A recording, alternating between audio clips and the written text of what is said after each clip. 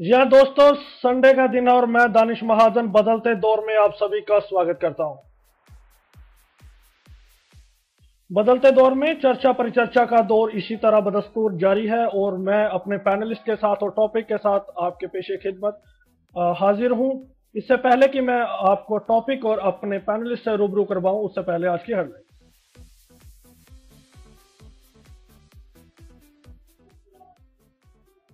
बिहार के एक गांव में पुलिस ने 3 माओवादियों को पकड़ा, जांच जारी। शिवसेना और भारतीय जनता पार्टी में नहीं बन पा रही है बात।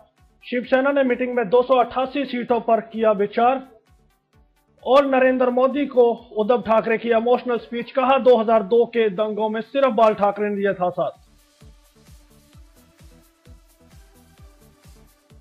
आजम खान का नरेंद्र मोदी पर पलटवार, कहा अगर इतना प्यार है मुस्लिमों से तो क्यों नहीं रोकते अपने सांसदों को मुस्लिम विरोधी टिप्पणी करने से।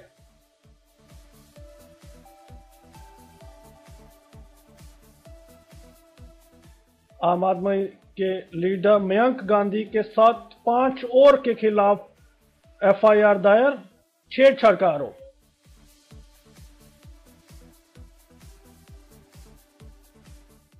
और एशियन गेम में 28 साल बाद सानिया ने दिलाया भारत को ब्राउन्ज बैडमिंटन में। और दीपिका पादुकोण के क्लीवेज शो के ऊपर अब पूजा बेदी के बाद सोनम कपूर का पलटवार। और अमेरिका व्हाइट हाउस में एक आदमी के व्हाइट हाउस में घुसपैठ करने से मचा हड़कंप, लड़के को किया गिरफ्तार।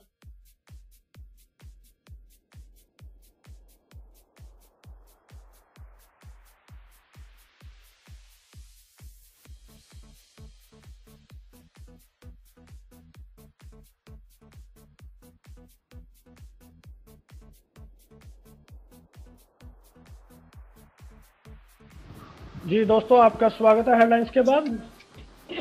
तो आज का हमारा जो टॉपिक है बहुत ही संजीदा टॉपिक है, सेंसिटिव टॉपिक है और इम्पोर्टेंट टॉपिक है। हमारा जो टॉपिक है, हर चीज़ के लिए डोनेशन की ज़रूरत होती है, लेकिन कुछ ऐसे वेज होते हैं। एक तरफ हम जब एम्पावरमेंट की बात करते हैं तो क्या इस तरीके के जो जिस पे हम बात करेंगे कि क्या ये सही तरीके हैं डोनेशन कलेक्ट करने के, या फिर ये एक स्टिग्मा है हमारी सोसाइटी के ऊपर। तो इस पर हम विस्तार पूर्वक बात करेंगे। जैसे और उससे पहले मैं आपको अपने पैनलिस्ट से रूबरू करवा दूं। I have got mister Ramesh rain, is a professor of political science in Satyavati College and president of Progressive Society, has had lots more experience. Sir, welcome here. Thanks. I have got a director of Silver Lining, Preeti ma'am, with us. Preeti ma'am, welcome. Thank you. Good evening. Good evening. First time joining us, Dr. Savita Singh, Professor Savita Singh, if I'm mistaken, from Zakir Hussain Delhi College, from Political Science Department. Ma'am, welcome. Thank you, Danish, thank you very much. I have got Dr. Dayal Panwa, Professor of Sanskrit, and he's a president of Saksham. It is not the Saksham of Mr. Devendra Manocha. Extend a welcome, sir. The president of Delhi, G, and running a hostel as well with the blind people. And vice president of Kerala Federation, Mr. Habib will shortly join us. I hope we'll get him shortly. जी, तो Sarin sir, आपसे start करते हैं आज की चर्चा को। तो आज की हमारी चर्चा का जो मुख्य विषय है, आपको एक्सपीरियंस है काफ़ी, आपने पैदल यात्रा भी की है पूरे भारत की और कई इंस्टीट्यूट्स में आप घूमे हैं जो ब्लाइंड की स्पेशल स्कूल्स में। तो आपने देखा होगा कि एक चीज़ कि वहाँ पर कई इंस्टीट्यूट्स में, अगर मैं कोट करूँ, vocational rehabilitation training centre in Ludhiana and national association of blind इन फरीदाबाद, 2 की मैं एग्जाम्पल आपको अभी दे सकता हूँ। तो इसमें पंडित बोलते हैं लोगों को कि भाई आप 10 लोगों को खाना खिलाए, 10 नेत्रहीनों को, तो आपके ग्रह टल जाएंगे, and we gladly accept them, we allow them. और कई इंस्टीट्यूट में हमने देखा है कि जो पुराने कपड़े या और भी cheap ways of collecting donation, तो आपके क्या एक्सपीरियंस है, ओपनिंग कमेंट्स इन बातों पे?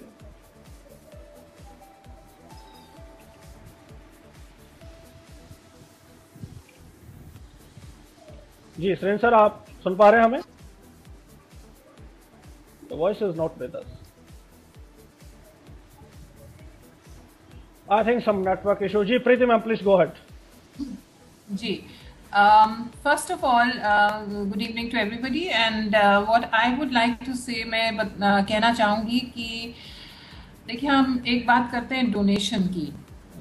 शायद इस मतलब बात तो वही होती है, लेकिन शायद कई बार शब्दों को अलग से बोलने से और अलग से जानने से एक अलग बात हो जाती है।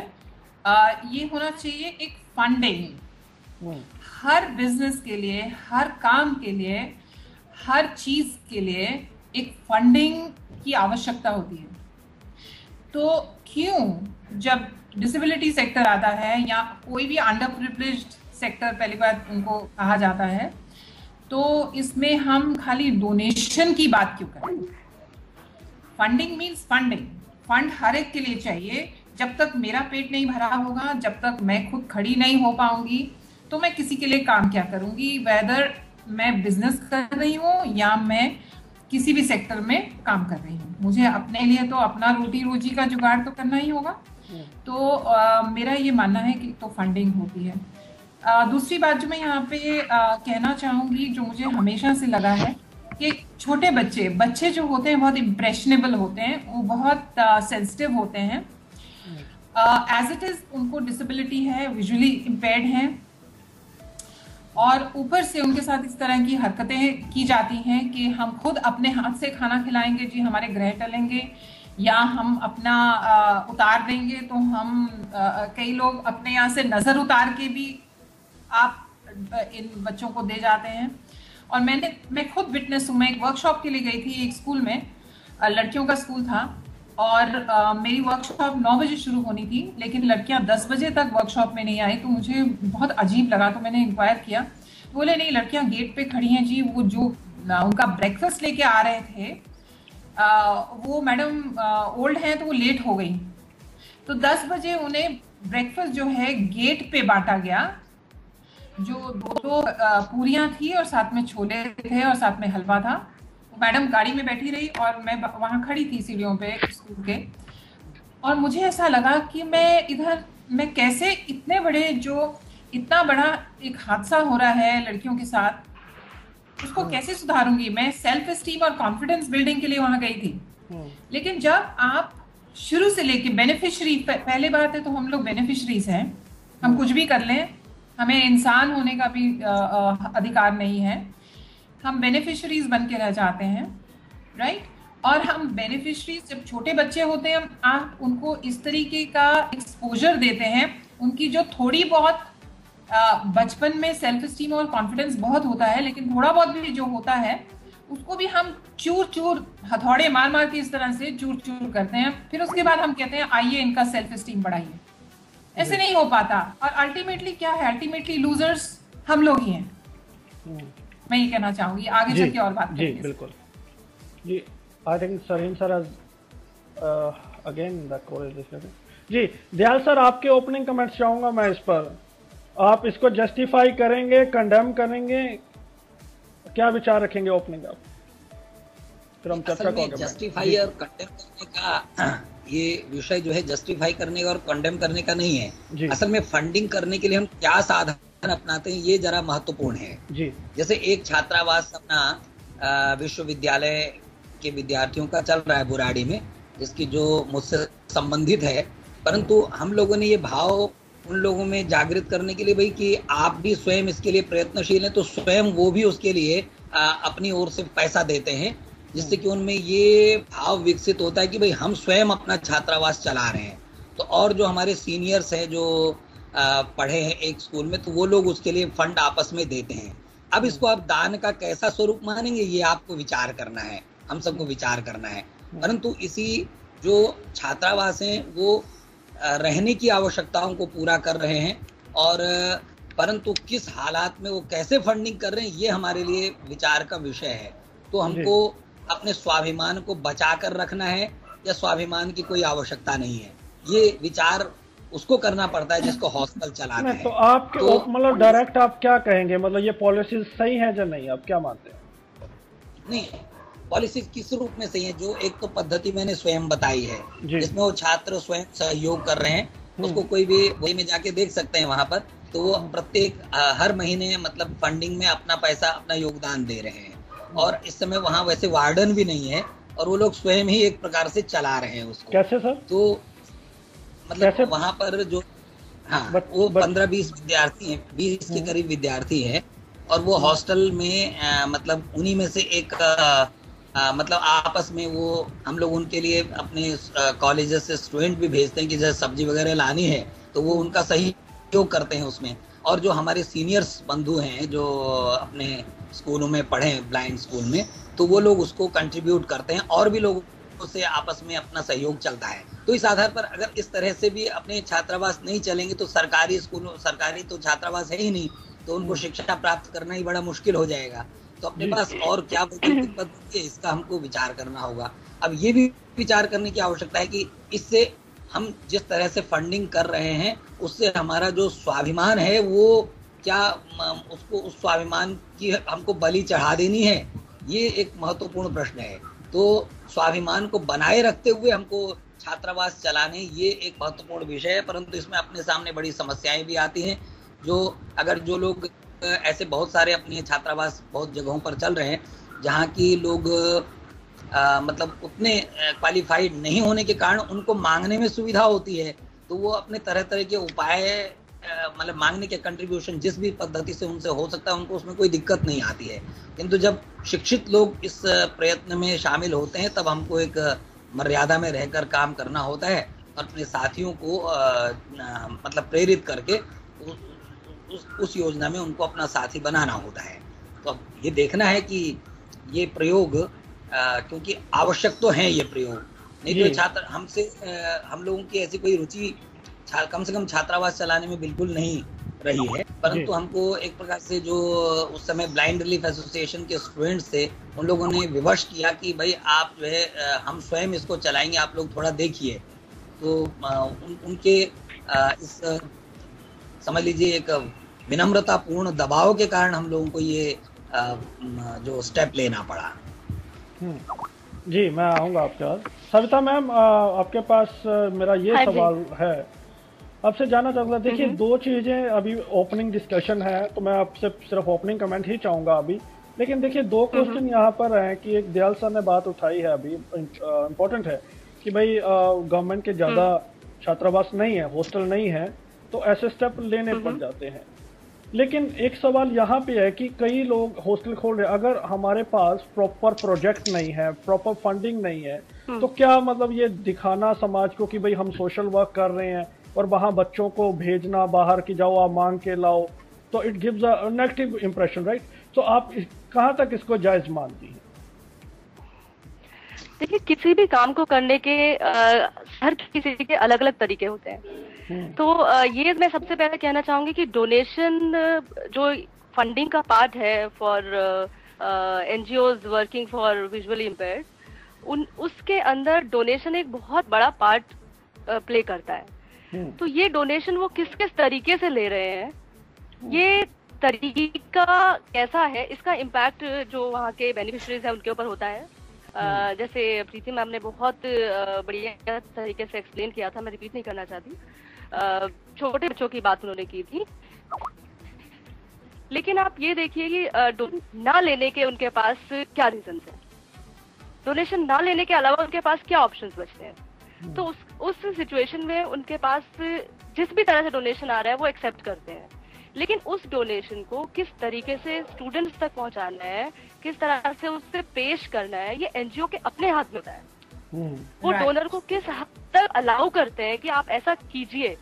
मैं भी एसोसिएशन फॉर द ब्लाइंड का में रही थी, वहाँ की स्टूडेंट थी, और मैंने ये बदलाव देखा कि एक जो शुरू का दौर था हमारा 90s का, उसमें हमारे साथ लगभग ऐसा ही होता था। लेकिन आफ्टर 2000 वहाँ पर सिचुएशन बदल गई।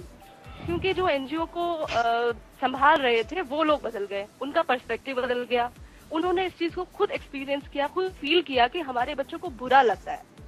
उन्होंने डोनर से एक उन्होंने लिमिट सेट कर दी कि आप इतना ही करेंगे, अगर आप इस लिमिट को क्रॉस करना चाहते हैं तो my NGO is not a good place for you, you should find another one, there are many NGOs. So I think this is the right way to bring change in the society, because we cannot say just that we will change everything. It is a social stigma actually. So it will take time, surely. Sarin sir and Dr. Ghansham and Mr. Habib, unfortunately they are not able to join us. Don't know reason. Okay, listeners, आपके लिए radio उड़ान की lines बिल्कुल खाली है। हमारा Facebook का page भी ऑन है, रेडियो उड़ान। आप हमें अपने क्वेश्चन वहां पे सेंड कर सकते हैं, किस एक्सपर्ट से क्या सवाल आप पूछना चाहते हैं। तो स्काइप आईडी रेडियो उड़ान और फेसबुक का पेज ऑन है, आप अपने सवाल हमें, आपके सवाल आने मेरे पास पहले ही शुरू हो गए हैं, तो वो जो नए लिसनर्स हैं उनके लिए ये इन्फॉर्मेशन।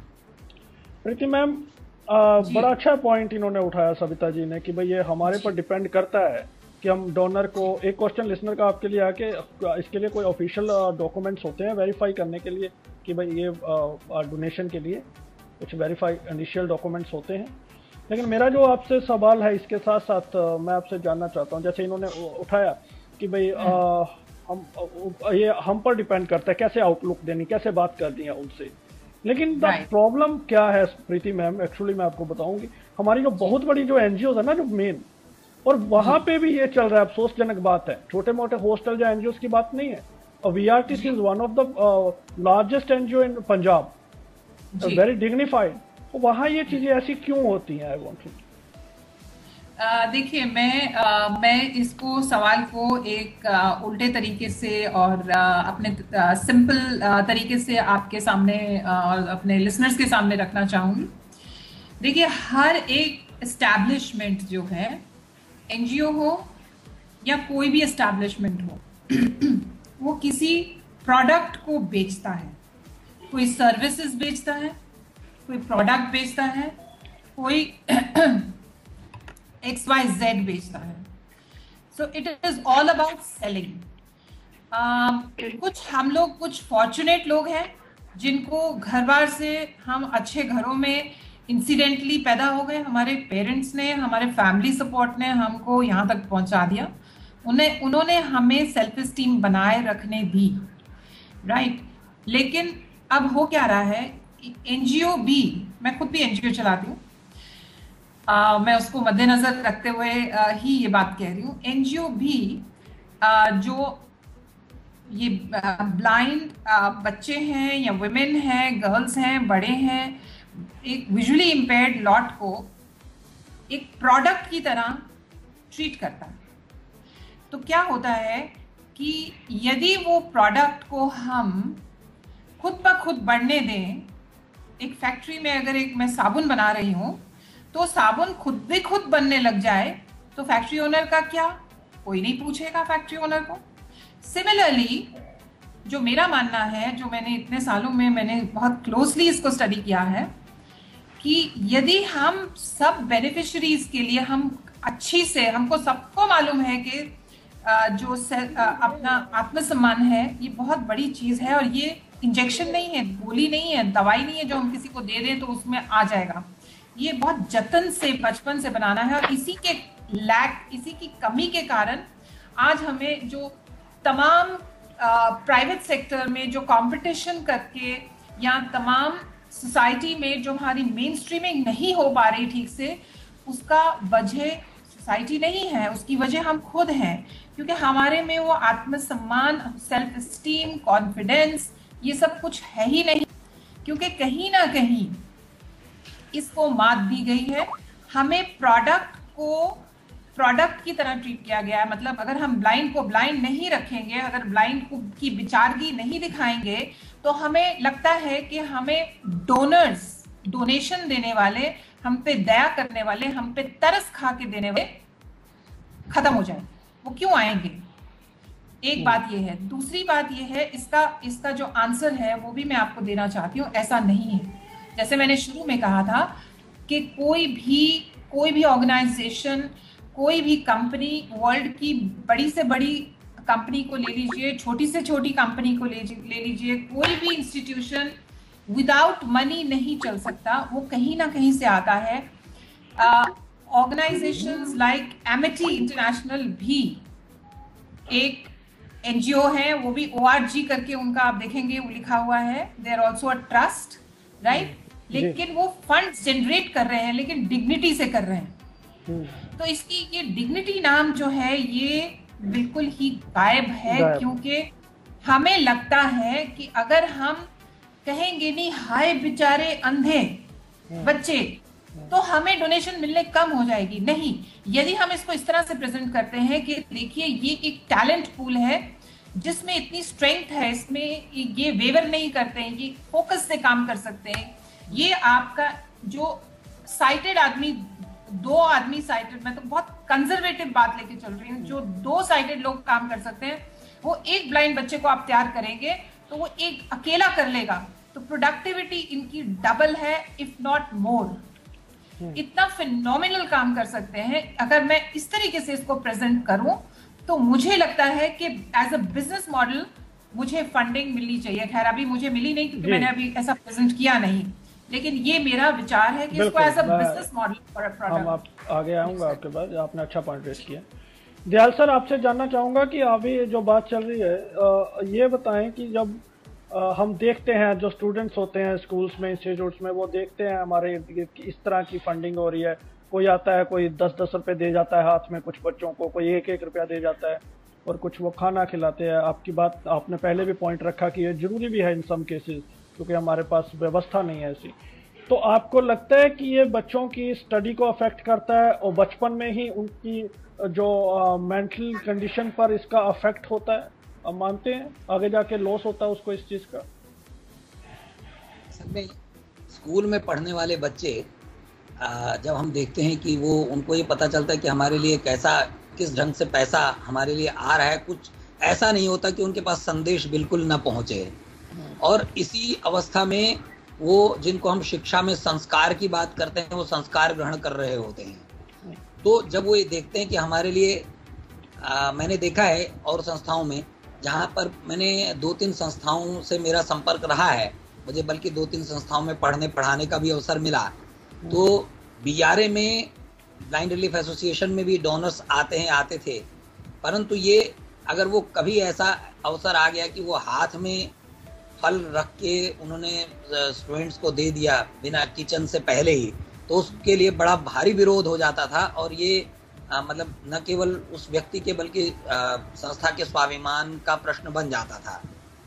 एक दूसरी जगह पर भी मैंने देखा कि वहां पर इस तरह की संस्थाओं का नाम लेना ठीक नहीं है, तो मतलब किताबों पर भी वो जो देने वाला था वो प्लेट रख के चला जाता था, जो कागज की दोना होता था। जब हमने ये देखा तो मुझे बड़ा ही इस बात पर थोड़ा आक्रोश हुआ, परंतु मुझे ये भी कहा गया कि आप इन विषयों पर बड़े लाइटली, थोड़ा सा इसको उतना आक्रोश के साथ इसको डील मत कीजिए। तो मैंने कहा नहीं, वो ठीक है, परंतु जब हम लोग पढ़ा रहे हैं तो उसके लिए अलग व्यवस्था होनी चाहिए। अगर आपका कोई डोनर्स आ भी गया है तो बाहर आके उसको आप उसके लिए अलग से व्यवस्था कीजिए। ये कोई प्रश्न नहीं है कि क्लास में वो किताबों पर, मतलब बेल की बुक्स क्योंकि चौड़ी भी हैं तो उन पर दोना रखने में सुविधा भी हो जाती है। तो ये जो समस्या है, इस प्रकार की समस्या से मुझे बड़ा मतलब दुख भी हुआ, परंतु वातावरण भी कुछ इस प्रकार का था। हालांकि जिस प्रकार का मैंने उन लोगों को विद्यार्थियों से चर्चा करने का प्रयत्न किया, उसका भी कुछ असर तो हुआ, परंतु वातावरण जैसा था वो तो बड़ा प्रभावी रहता है। इसलिए इस प्रकार की व्यवस्था जब विद्यालय में छोटे छोटे बच्चे देखते हैं जो 5वीं कक्षा तक पढ़ते हैं, या फिर उससे ऊपर 10वीं या 12वीं में भी रहते हैं, तो फिर जब वो देखते हैं कि हमको चीज दी जा रही है तो उनका स्वभाव फिर मांगने का बन जाता है। और वो जो है ये प्रयत्न कर, मतलब चीजों को प्राप्त करने के लिए प्रयत्न करने की अपेक्षा ये भाव उनमें अधिक डेवलप होने लगता है कि हमको चीज कहीं से प्राप्त हो जाए। तो वो जो भाव है वो बचपन से ही विकसित होने लगता है। इससे हमको बचने का पूरा प्रयत्न अब करना चाहिए। वो जो लोग तो स्वर्ग का पासपोर्ट बनाने के चक्कर में हमारे पास आ जाते हैं, परंतु स्वर्ग का पासपोर्ट बनाने वाले उन लोगों को से संस्था को ही डील करना चाहिए, वो विद्यार्थी संदेश नहीं पहुंचना चाहिए। यहाँ मैं छोटी सी ऐड कर सकती हूँ बात कि गुप्त दान सबसे महादान माना जाता है। क्यों? हमारे संस्कार भी कहते हैं कि यदि आप दान करना चाहते हैं तो उसको गुप्त दान कीजिए, तभी आपको लगता है। तो अगर यदि मेरे डोनर, ऐसे वाले डोनर दोस्त मित्र सुन रहे हैं, तो वो कृपया अपना अगर दान करना भी चाहते हैं तो उसको गुप्त दान में बदलिए, ताकि आपको दान लगे और बच्चों का मनोबल ना टूटे। जी जी सविता, जी चर्चा की है सर। वास्तव में हमारी मतलब अगर मैं शास्त्रीय परंपरा की भी चर्चा करूं तो उसमें वास्तव में उस दान को बड़ा श्रेष्ठ माना गया है, क्योंकि उसमें अगर जो लोग आजकल उल्टा हो गया जी, आजकल जो गुप्त दान आता है वैसे ही गुप्त हो जाता है। हम इस पे भी आएंगे। जी सविता मैम, आप जी सविता मैम आपसे जी मेरा सवाल आप ले लीजिए। बात मैं सुन रही थी जी, आप अपने विचार दीजिए, मेरा सवाल भी ले लीजिए साथ में। हाँ, पहले आप सवाल देंगे या? जी बिल्कुल, मैं आपसे सवाल दूंगा। मेरा जो आज का प्रश्न है आपसे कि इसमें एक सवाल आपके लिए आया है एक लिसनर से, वो जानना चाहते हैं कि हमारे जो इसमें हमारा कितनी जिम्मेवारी है कि जो एज ए स्टूडेंट हम भी एक्सेप्ट करते हैं और हम भी इसका कभी अपोज नहीं करते हैं, तो इस पे हम बाद में ब्लेम करते हैं। और एक सवाल मैं आपसे जानना चाहता हूँ, जैसे अभी दयाल सर ने एक पॉइंट किया, I am not commenting Dayal sir, don't take otherwise. मैं जानना चाहता हूँ, जैसे दयाल सर ने कहा कि भाई मैं कुछ एनजीओ का नाम नहीं ले सकता, तो जब हमारे लोग ही अपने समाज के लोग अपने समाज की बात नहीं करना चाहते हैं, तो how will they get the lesson? Just we are keeping an eye on them, तो how can we bring the change, how can we bring the awareness? Please sir, यहाँ पर पूरे डिस्कशन को सुन रही हूँ, मुझे ये लग रहा है कि जो एक्सपीरियंस मिलता है वो उस शुरुआत का सबसे पहला पॉइंट है जहाँ हम जानना चाहते हैं इस डिस्कशन के बाद। मैं जिस एनजीओ से जुड़ी रही हूँ और आज भी जुड़ी हूँ, वहाँ पर मैंने ये बदलाव बहुत पहले शुरू हो गया था। वहाँ पर ये बदलाव आप कह रहे थे कि एक सवाल आया है कि हम इसके लिए कितने हद तक जिम्मेदार हैं एज अ बेनिफिशरी। जब हम एक एनजीओ का हिस्सा रहते हैं और हमारे लिए चीजें आती हैं, तो तब हम उसके लिए कितने जिम्मेदार हैं। तो मैं ये कहना चाहती हूँ, अगर बाकी लोगों ने भी कहा कि सबको पता लग जाता है कि ये चीज कैसे आती है, अगर श्राद्ध में इस तरह का खाना हमारे लिए डेली बन रहा है तो क्यों बन रहा है, तो इस तरह डिस्कशन होने लगते हैं और फिर बच्चों के बीच में बात बढ़ती है। तो अगर हमने अपने बच्चों को इस तरह की ट्रेनिंग दी है, हम एनजीओ में सिर्फ उनको ब्रेल नहीं सिखा रहे हैं, सिर्फ उनको ये नहीं सिखा रहे कि आप इतना ही कर सकते हैं, हम ये डिग्निटी वाली चीज उनके अंदर, वैल्यू जो है ये हम शुरू से डाल रहे हैं उनके अंदर, तो वो हर एक गलत चीज को रिवोल्ट करेंगे। और हम लोगों ने मैं जिस एनजीओ से निकलकर बाहर आई हूँ, हम लोगों ने खुद एक ग्रुप बनाकर इस चीज को अपोज किया था कि हम ये खीर नहीं खाएंगे, हम ये खाना नहीं खाएंगे। बहुत सारे लोग खाना खाने के लिए नहीं गए। वार्डन ने नोट किया कि बच्चे खाना खाने नहीं आ रहे। डोनर ने कहा हम बुला के ले आएंगे कमरे में से। उन्होंने कहा कि अगर आप जाएंगे तो मेरे बच्चे 1 हफ्ते तक खाना नहीं खाएंगे, मुझे जाने दीजिए उनके पास, मैं उनकी माँ हूँ, आप नहीं है। ठीक है, तो इस तरह का जो अप्रोच है, मुझे लगता है कि इसमें बहुत बड़ा रोल है एनजीओ को रन करने वाले का, एनजीओ के मेन स्टाफ का। और अगर कोई डोनर आपके पास आ रहा है, वो कह रहा है कि मुझे ऐसा करने से इसका बेनिफिट मिलेगा, तो हम भी कह सकते हैं ना कि आप जो बेनिफिट देके जा रहे हैं वो हमारे लिए बेनिफिट नहीं रहेगा ना, लॉन्ग रन में वो हमारे लिए नुकसान बन रहा है। तो ये क्राइटेरिया हमें सेट करना है। तो मैं सारे जितने भी लोग यहाँ पर शो सुन रहे हैं, लिसनर्स हैं, और एनजीओ से बहुत से लोग जुड़े हुए हैं। आजकल एनजीओ खोलना एक शौक जैसा बन गया। तो मैं लोगों से ये कहना चाहती हूँ कि अगर आप कोई एनजीओ खोल रहे हैं तो सबसे पहले तो आप गवर्नमेंट के कंधे पर अपने आप को डालने की कोशिश कीजिए, ताकि आपको किसी दूसरे के सामने झुकना नहीं पड़े ज्यादा से ज्यादा। और अगर ऐसा पॉसिबल सबके लिए नहीं है, तो अपने फंडिंग के जो आपके तरीके हैं उनके लिए अपने रूल्स बनाइए जो आपको सूट करते हैं, सोसाइटी को या डोनर्स को नहीं, जो आपको सूट करते हैं। जी, I have answered your question. जी, आपने एक क्वेश्चन आंसर कर दिया, एक आपने छोड़ दिया कि हमारे समाज के लोग अगर बात नहीं करेंगे। बताइए।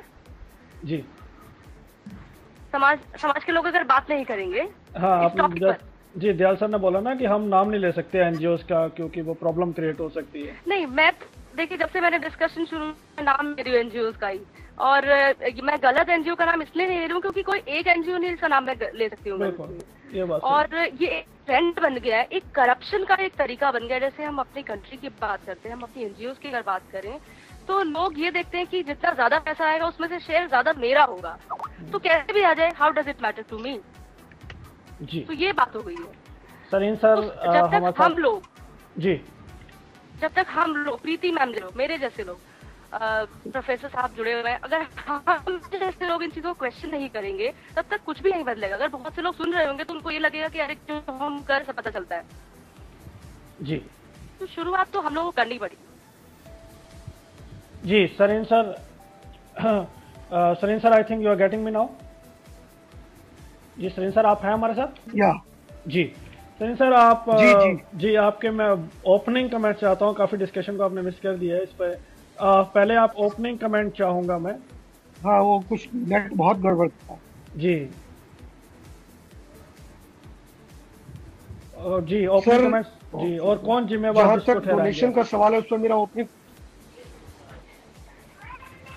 देखिए मैं तो इसमें जिम्मेवारी सोसाइटी इन टोटलिटी में देखता हूँ। इसमें एक जिम्मेवार नहीं है, क्योंकि अगर आप केनेथ जर्नागन का एक बहुत प्यारा सा आर्टिकल है कि इज हिस्ट्री अगेंस्ट अस या इज सोसाइटी अगेंस्ट अस, कुछ ऐसे 2-3 आर्टिकल है। और हमारे अपने भी अनुभव अगर देखे जाएं तो डोनेशन को लेकर ज्यादातर जो टिपिकल सोच है कि दान की बच्चा के दांत नहीं गिने जाते। अब इस सोच के बाद जो आप देते हैं और देने के पीछे बदले में कुछ पाना, चाहे वो धार्मिक कारण हो या कोई कारण हो, वो कहीं ना कहीं हमें जो है हमें भी हे दृष्टि पैदा करता है और हमारे प्रति भी हे दृष्टि पैदा होती है। तो मैं उसमें जिम्मेवार पूरे समाज को मानता हूँ, मजबूरी संस्थाओं की मानता हूँ, और बहुत बड़ी भूमिका धर्म चाहे कोई भी हो, सारे धर्मों की मानता हूँ, जो कि एक स्तर बनाने से हमेशा कतराते रहे। जी ओके प्रीति मैम, मैं आपसे ये एक सवाल आया है। शायद मैं ऑडिबल हूँ मेरे ख्याल, डिस्पाइट ऑल। जी जी, अभी आपकी आवाज बिल्कुल क्लियर है। जी सरीन सर, आप कंटिन्यू करना चाहते हैं? नहीं, तो सास का नहीं है भाई इस वक्त। नहीं, अभी काफी टाइम है, कोई बात नहीं, आप बोलिए। देखिए मेरा मानना ये है कि जब सरकार जिम्मेवारी से कतराएगी, ऑब्वियसली प्राइवेट लोग चाहे इंडिविजुअल जो भी थोड़ा सा भी वेलफेयर इंस्टिंक्ट रखते हैं, उनका खोलना मजबूरी है। लेकिन आज ग्रेजुअली जो एक कंसेप्ट स्पॉन्सरशिप का आ रहा है, और पर्टिकुलरली कारपोरेट सेक्टर में जो सोशल रिस्पॉन्सिबिलिटी की बात आ रही है, मुझे लगता है कि थोड़े ट्रेडिशनल रास्ते छोड़ के अगर हम पॉसिबिलिटी तलाशें कि जो कारपोरेट रिस्पॉन्सिबिलिटी है, सोशल रिस्पॉन्सिबिलिटी, उसका यूज करें, तो शायद ये जो सो कॉल्ड समस्या है डोनेशन की, वो कुछ सुधरे। साथ ही मैं ये भी मानता हूँ कि इट्स नॉट सो इजी कि CSR में आपको कोई पैसा भी दे। ये दोनों अपने आप द्वंद्वात्मक नहीं यथार्थ। तो CSR के नाम पे भी हेलो जी जी जी कंटिन्यू। देखिए ये CSR के नाम पर भी हो ये रहा है कि एक अमीर अपने ही रिश्तेदारों द्वारा कोई NGOs खुलवा लेता है, उन्हीं को पैसा देकर खाना पूर्ति करता है। मेरा मानना यह है कि डिसेबिलिटी फील्ड का काम, particularly the field of blindness, ये बहुत इजी काम नहीं है, और इसमें एक राइटफुलनेस वे में अगर काम करना है तो आदमी को निश्चित तौर पे सरकार को फोर्स करना। और इसकी जड़ में अगर जानना चाहें तो मैं इतना ही कहूंगा कि जिस दिन हम धरती से कट गए, हमने आंदोलनात्मक रवैये छोड़ दिए और सोच लिया शॉर्टकट से एक संस्था खोल के बैठ गए, उसी दिन से हमने स्थितियों को और बिगाड़ दिया है। ये मेरे जी। तो प्रीति मैम, आपसे जानना चाहूँगा कि एक जब मैं रिपोर्ट तैयार कर रहा था तो आज मेरी बात हुई बेंगलोर में किसी से, तो उन्होंने बताया कि बेंगलोर में बहुत अवेयरनेस है अभी भी, और उसके बावजूद महीने में एक ग्रुप आता है एक लोगों का, तो वो साइटेड एक आदमी होता है, उसमें 6-7 ब्लाइंड लोग होते हैं, तो वह घर घर जाके पैसे मांगते हैं। हालांकि बेंगलोर में बहुत काम चल रहा है ब्लाइंड जो डिसेबल्स पे। नंबर 2, ये एक डोनेशन जैसे कितना, और जो हमारे सिपा सलार है, जो हमारे हेड हैं, काम कर रहे हैं हमारे, तो कई जगह पे हमने देखा है कि जब वो डोनेशन इकट्ठे करते हैं तो they also call us poor fellow, कि they are poor fellow, we need donation, ये बेचारे हैं, हमें डोनेशन चाहिए। तो इन चीजों, क्या ये उनकी मजबूरी है या एक हैबिट बन गई है, जब समझना नहीं चाहते हैं खुद ही हमें, और अगर यही हमारे लोग ही हमें ऐसा बुलाएंगे तो what we can expect from society? देखिए, मैं यहाँ 2-3 बातें कहना चाहूंगी। Number 1, begging is a great business, बहुत बढ़िया बिजनेस है। बहुत सारे बेगर्स माइनस ब्लाइंड, बहुत सारे जो भीख मांगने वाले बहुत बढ़िया बिजनेस ला रहे हैं। It's a business project, number 1। Number 2, blind जो लोग हैं उनमें इतनी कैपेबिलिटी है कि पब्लिक हम लोगों से घबराती है और वो चाहती है कि हम लोग हमेशा बैकफुट पे रहें, इसलिए हमें प्रेजेंट करती है इस तरीके से। और हम लोग मजबूरी से, या क्योंकि हमारे अंदर सेल्फ एस्टीम नहीं है, शुरू से हम लोग इसमें कई बार मजबूर हो जाते हैं, तो हम लोग जैसा वो कह रहे हैं वैसा हम करते जाते हैं। CSR की बात, सरिन सर, मैं आपसे कहूँगी CSR बहुत अच्छी बात है, बढ़िया है। Corporate responsibility, corporate social responsibility. मैं यदि कॉर्पोरेट में एज अ मैनेजर काम कर रही हूँ, काम तो मुझे करना है, सैलरी भी मुझे मिल रही है, मेरे कुलीग्स मेरे रूम में एक साथ बैठे हैं, वो मेरे से आधा या 1/3 काम कर रहे हैं, आधा टाइम गप्पे मारते हैं, आधा टाइम पॉलिटिक्स करते हैं। मैं पागलों की तरह काम कर रही हूँ क्योंकि मुझे अपना सेल्फ, मेरे अंदर ये है कि हाँ, मेरे को अपना प्रूव करना है। येट सारी दुनिया को पता है, सारे ऑर्गेनाइजेशन को पता है, सारी कंपनी को पता है कि I have been employed under CSR, तो मेरे को जो सैलरी मिल रही है डोनेशन है। I don't agree at all in this. क्यों? ये मेरा राइट है यदि मैं काम कर रही हूँ। हाँ, यदि मैं काम नहीं कर रही हूँ और आप मेरे को कुछ दे रहे हैं तो बाय ऑल मीन्स आप ज़रूर मुझे डोनेशन दीजिए या मुझे CSR दीजिए। लेकिन यदि मैं अपने से ज़्यादा मेहनत कर रही हूँ, अपना कैपेबिलिटी से आपको कमा के दे रही हूँ, तो there is absolutely no need to call me under CSR। ये तो एम्प्लॉयमेंट अंडर CSR की बात मैं आपसे एक बात कह रही हूँ। बाकी ज़रूरी नहीं है कि सिर्फ ब्लाइंड को CSR के अंडर लिया जाता है। पेड़ लगाने, वुमेन, सेक्सुअल राइट्स, बहुत सारे मुद्दे हैं जिनको CSR के अंडर लिया जाता है, तो उनको इतना लुक डाउन नहीं किया जाता है। लेकिन हम लोगों को शुरू से ये मार पड़ती है, हमारी सेल्फ स्टीम पैदा होते ही अगर हम जिस वक्त भी ब्लाइंड होते हैं हमसे छीन ली जाती है। एज दानिश आपने बहुत अच्छी से कहा था, poor man, poor boy, poor girl. आज भी मुझे पुअर थिंग कहने से कोई चूकता नहीं है, जब तक मैं ना पैसे की बात नहीं मैं कर रही, लेकिन मैं पुअर किसी तरफ से नहीं हूँ। मेरे को मेरे फादर ने एक चीज सिखाई थी कि बेटा जो कुछ कोई दे वो आपके लिए गिफ्ट है, it's a gift for you. और जो आपका है, जिस पे आपका अधिकार है, ग्रंथ साहब में लिखा हुआ है, किर्त करो, मतलब काम करो और उसके बदले में जो आपको मिले वो आपका अधिकार है। तो ये छोटी सी बात मेरे दिमाग में शुरू से बहुत छोटेपन से घुसी हुई है कि अगर मेरे पेरेंट्स भी मुझे कहते हैं कि ना अच्छा चलो तो हम तुम्हारे लिए कर लेते हैं, प्यार से कहते हैं, तो मैं उनसे भी लड़ पड़ती हूँ कि नहीं, जो मैं कमा रही हूँ वो मेरा है, भले मैं सूखे रोटी नमक से खा रही हूँ। तो ये बहुत एक बड़ा कॉम्प्लेक्स सिचुएशन हो गई है जब तक हम लोग ये मानेंगे नहीं कि ये अंडर प्रिविलेज और ये ब्लाइंड जो हैं ये विचारगी है। और दूसरी एक और बात वेरी इंपॉर्टेंट, ये ह्यूमन बीइंग जो है, इंसान जो है, ये बहुत लेजी किस्म की चीज़ है। इसको आप लेट के कुछ भी देते रहो, ये आराम से लेटा रहता है। इसकी इच्छा नहीं होती कि मैं उठ के कुछ करूँ। अगर लेट के खाना मिल रहा है, पीना मिल रहा है, क्यों मेहनत करे यार। और ये सिर्फ ब्लाइंड में नहीं है, let me be very clear, ये साइटेड में मैं देखती हूँ कि जिनको आराम से सब कुछ मिल रहा है, पड़े हुए हैं, फिर बीमार पड़ रहे हैं, कोई बात नहीं, पर लेट के सब कुछ चाहिए। मेहनत जो है वो उसमें बड़ी चोट लगती है, बड़ी दर्द होती है, बड़ा कष्ट होता है।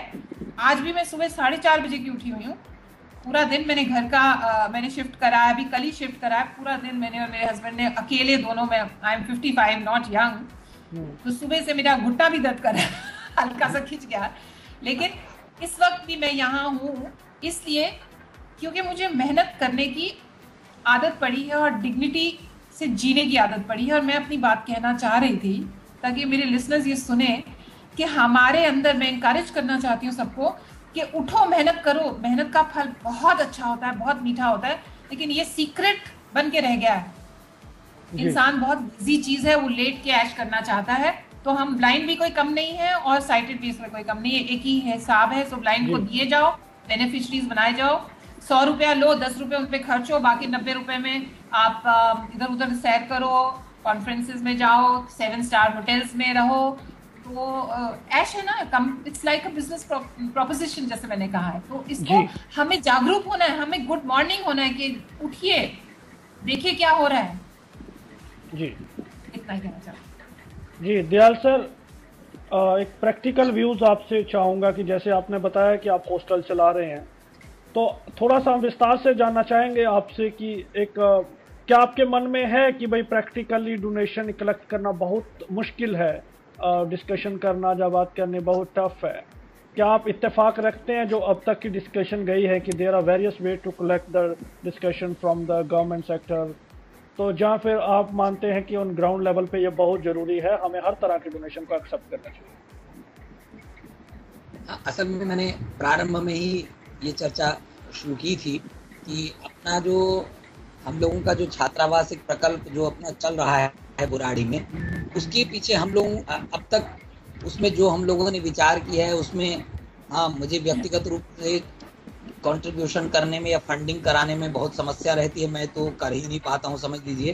परंतु फिर भी हम लोग जिस विचार से और जिस पद्धति से हम लोग हॉस्टल चला रहे हैं उसमें ये बात महत्वपूर्ण है कि एक तो उन छात्रों का जो वहाँ रह रहे हैं स्वयं उनका कंट्रीब्यूशन उसमें रहता है, दूसरी बात जिससे कि वो उसी तरह की भावना के शिकार न हो जाएं कि हमको तो मिल ही रहा है, और ये केवल इस भावना की दृष्टि से नहीं है कि उनको इस भावना की ये फीलिंग ना हो, ये हमारी आवश्यकता भी है कि वो स्वयं भी अपने लिए कंट्रीब्यूट करें, ये हमारी भी आवश्यकता है।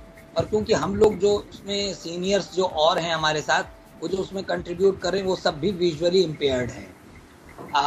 परंतु हम जो सरीन जी ने चर्चा की है कि इससे पहले जो चर्चा हुई है उन्होंने जड़ में जाकर एक विचार दिया है कि वास्तव में इस प्रकार के छात्रावास, इस प्रकार के प्रकल्पों को खोलने की आवश्यकता इसलिए रही क्योंकि सरकार का हम लोगों पर ध्यान नहीं रहा। मतलब सरकार ने जब ध्यान नहीं दिया तो हम लोग भी आंदोलनों से पीछे हटने लगे, और आंदोलनों से पीछे हटने लगे तो हमारी उपेक्षा होने लगी। परंतु फिर भी ऐसा होने पर भी यदि सरकार हम पर अपेक्षाकृत अधिक भी ध्यान दे तो भी ये आवश्यकता बनी ही रहेगी, क्योंकि मैंने जब देखा कि मतलब अगर दिल्ली पर्टिकुलरली दिल्ली पर विचार करेंगे तो यहाँ पर एक बड़ी भारी संख्या है जो 12वीं के बाद बीए करने वाले लड़के लड़कियों के लिए छात्रावास न होने की, क्योंकि वो संस्थाएं जो 12वीं कक्षा कराती हैं वो बाद में रखना नहीं चाहती हैं। तो हम लोग, जैसा कि मैंने पहले भी चर्चा की थी, कि हम लोगों को एक प्रकार से विवश किया हमारे जूनियर बंधुओं ने कि आप लोग कोई स्टेप लीजिए जिससे हम लोगों को सड़क पर न रहना पड़े, या फिर हम लोगों को कुछ जो छात्रावास है वहाँ पर किसी तरह से एक कमरे में 10-10, 15-15 लोग रहने पड़ेंगे। तो उसमें भी हमारा एक प्रकार से जब हम इतनी संख्या में रहेंगे तो वो भी कोई स्वाभिमान से और रहने का प्रश्न वहाँ भी कुचला जाएगा।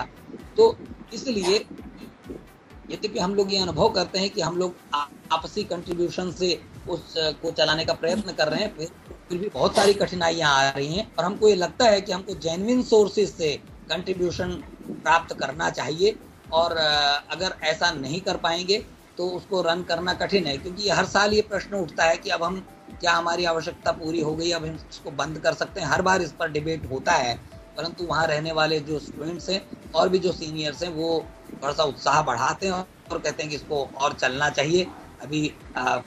परंतु ये जो अपनी ये गति है इसको जितना हो सके वो चलते रहना है, परंतु ये तय है कि हमको इन्हीं सोर्सेज रहकर हम इसको बहुत अच्छी तरह रन नहीं कर पाएंगे, इसलिए हमको और भी सोर्सेज ढूंढने पड़ेंगे उसमें हमको थोड़ी दिक्कत इसलिए रहेगी क्योंकि हम लोगों में कोई उस प्रकार का जो फंडिंग करने का अनुभवी कोई बहुत हम लोगों में नहीं है, क्योंकि सब प्रायः शिक्षित हैं, ग्रेजुएट हैं और सरकारी सर्विस में हैं।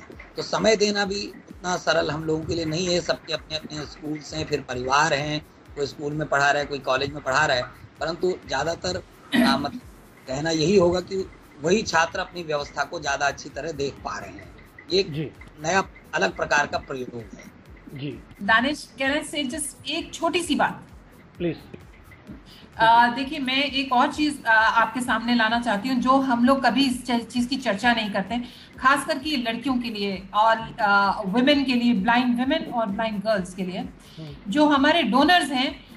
ये देखा गया है, देखिए मैं अगेन मैं नाम इसलिए नहीं ले पा रही क्योंकि मुझे एग्जैक्टली पता नहीं है कहाँ होता है, लेकिन लड़कियों का शोषण भी किया जाता है। वॉलंटियर्स जो हैं, जो डोनर्स हैं, वो लड़कियों के कमरों तक, डॉर्मेट्रीज तक आके उनके साथ सेक्सुअल अब्यूज भी करते हैं, तो भी इसको अनदेखी माना जाता है। और लड़कियां जो हैं वो डर के चुप रहती हैं कि यदि हमने कुछ बोला तो हमारी ये शिक्षा का जो अवसर आज हमें मिला है, हम शिक्षित भी नहीं हो पाएंगी।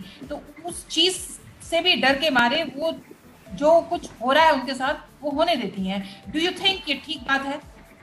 जी, तो सविता जी जो जानते हैं इसके बारे में, सविता जी इसके बारे में आप क्या सोचते हैं? और एक प्रश्न मेरा ये है कि आजकल एक एजुकेशन भी आ रही है, ह्यूमन रिसोर्सेज, तो सोसाइटी के बीच इसका एक जो नेगेटिव मैसेज जा रहा है डोनेशन को लेके, अगर क्योंकि जो साइटेड लोग आते हैं वो देखते हैं कि ब्लाइंड को भाई हम रसगुल्ले खिला रहे हैं, गुलाब जामुन, समोसे दे रहे हैं, तो they don't have the money, ठीक है, कि हम खाना के आजकल एक वो हमारे सोसाइटी में ही मैंने जब ये रिपोर्ट तैयार कर रहा था तो हमारी सोसाइटी में 60% लोग कर रहे हैं कि ब्लाइंड को पटाना बहुत आसान है। मैंने बोला कैसे? कहते उसको कुछ भी खिला के पटा लो।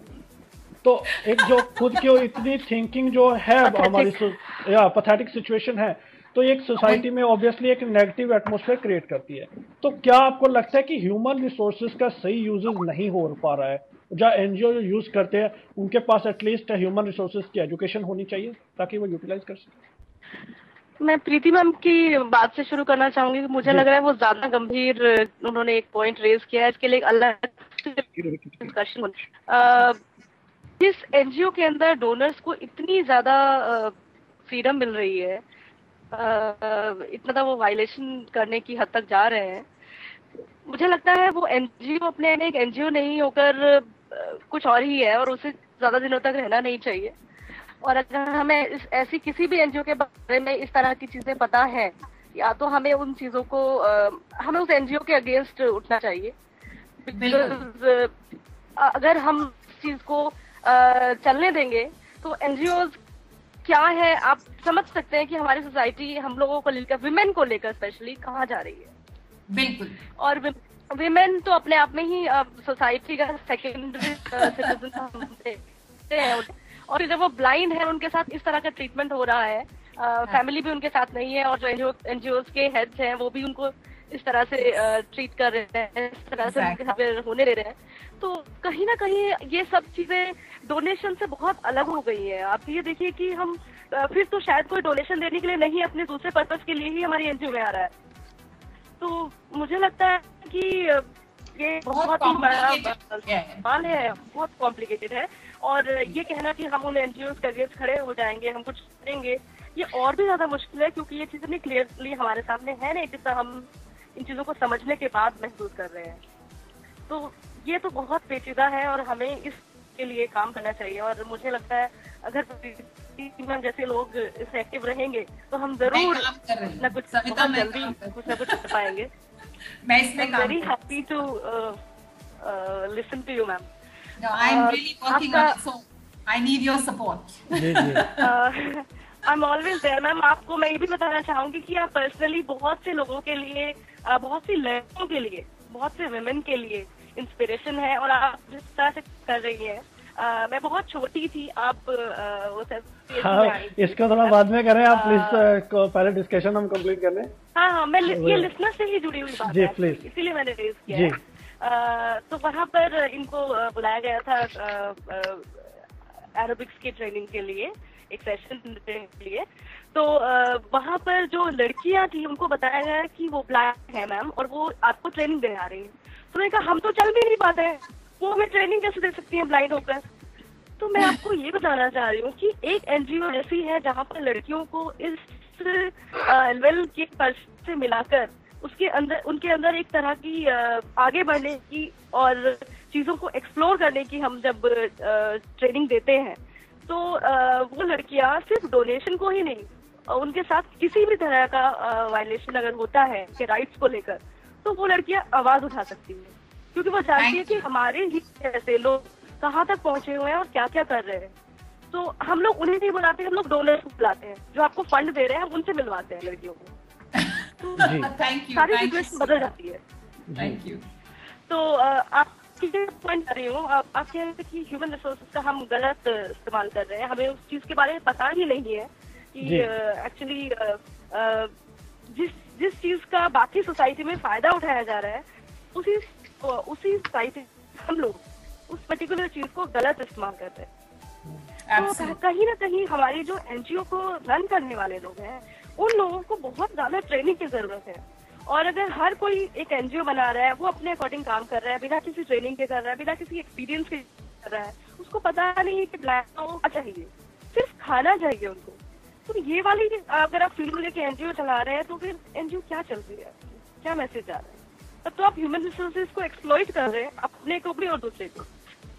जी मैं इतना ही कहना चाहूंगी। जी, तो सरीन सर आप सुन पा रहे हैं हमें? जी, सरीन सर हमारे साथ है और हबीब सर का मैसेज आया कि वो 1 घंटे से कोशिश कर रहे हैं, स्काइप कनेक्ट नहीं हो पा रहा है, तो अपोलोजाइज सर, कोई बात नहीं। सरीन सर, जैसा कि कई बच्चों की स्टडी पर इसका बहुत नेगेटिव इफेक्ट पड़ता है और मैंने कई पार्शली ब्लाइंड देखे हैं, रिपोर्ट को तैयार कर रहा था, मेरी बात हुई उनसे, तो उनसे पता चला कि वो जब रिसेंटली ब्लाइंड हुए, सॉरी पार्शली मैं बोल रहा था, रिसेंटली ब्लाइंड, तो वो हमारे इंस्टीट्यूट्स में गए और कुछ इंस्टीट्यूट का जब उन्होंने रिव्यू किया, वहां पर गए तो वो छोड़ के वापस आ गए। एक नेगेटिव उनको जो उनका थोड़ा सा कॉन्फिडेंस बिल्डअप होना था वो भी डाउन हो गया ऐसी सिचुएशन वहां पे देख के कि वहां पर डोनेशन पर ज्यादा फोकस है, खाने पीने पर रेदर देन स्टडी। तो इन चीजों से बाहर आने के लिए, ताकि बच्चों पर अफेक्ट ना पड़े, तो आप क्या विचार हैं आपके, क्या शेयर करेंगे? देखिए, मेरा मानना तो यह है कि जितने भी एक्टिव लोग हैं उनको, हालांकि सुनने में बहुत अच्छा नहीं लगता, हम सरकारी तंत्र की बात को बड़े नेगेटिव ढंग से लेते हैं। मेरा मानना है कि हमें राइट पर्सपेक्टिव में जाना चाहिए और ये साफ तौर पे इसके लिए प्रयास करना चाहिए कि जितने भी संस्थाएं हैं, जितनी भी शिक्षा संबंधी या प्रशिक्षण संबंधी, उनका सरकारीकरण जरूरी है, मेरा दृढ़ मानना। तो मेरी समझ ये जाती है कि जब जब निजीकरण के नाम पे प्रयास हो रहा है तो वो ऐसा ही रहता है, जब तक चल गया। बीआरएस का बहुत सबल उदाहरण है।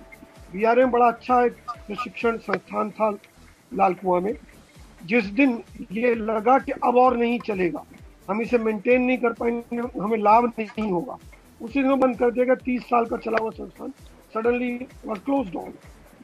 तो जब तक कुछ उन लोगों के हाथ में छोड़ देंगे जो ठेकेदारी कर रहे हैं, क्योंकि पता नहीं आप लोग उसको उस ढंग से पढ़ पाते हैं नहीं। मैं जब वॉलंटरी ऑर्गेनाइजेशन पढ़ाता हूँ जी, क्या मैं जी बिल्कुल सरीन सर, आपकी आवाज आ रही है, गो अहेड प्लीज। हेलो, जी आपकी आवाज आ रही है Sareen sir, please go ahead. देखिए, मैं जब वॉलंटरी ऑर्गेनाइजेशन पढ़ाता हूँ तो मुझे 1856 में जब ये 1860 में जब ये जी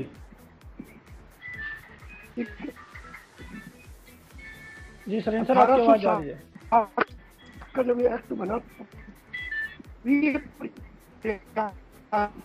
यही था कि सरकार से बिना मांग किए आप हट के अपना काम खुद चलाएं। सुनने में बड़ा अच्छा लगता है सेल्फ हेल्प मूवमेंट, लेकिन उसका जो इम्प्लाइड मीनिंग है, आप सरकार को इन्वॉल्व नहीं करें, आप सेग्रीगेट